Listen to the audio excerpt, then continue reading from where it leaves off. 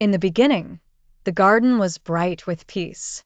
Adam and Eve walked with God, and every tree was good for food, pleasant to the eyes, and full of life.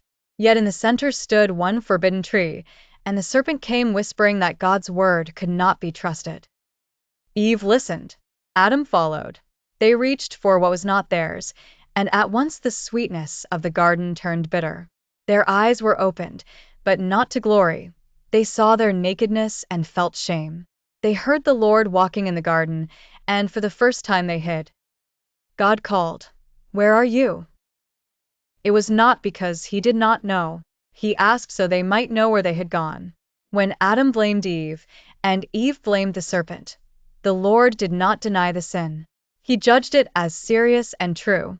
The serpent would be cursed, and death would enter the world through rebellion.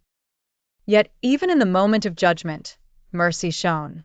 God clothed Adam and Eve with garments of skin, covering their shame more deeply than leaves ever could. Then he spoke a promise. One day the offspring of the woman would strike the serpent's head, though his own heel would be wounded. Adam and Eve left the garden sorrowful, but not without hope. The gate behind them stood closed, but the promise before them was open.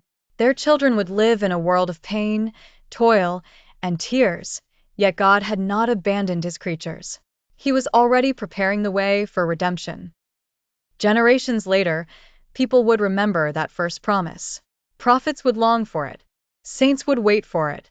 And in the fullness of time, Jesus Christ came, the true offspring who entered our shame, bore our curse, and defeated the serpent through the cross and resurrection. So the story of the fall is not only the story of what was broken, it is the beginning of God's rescue.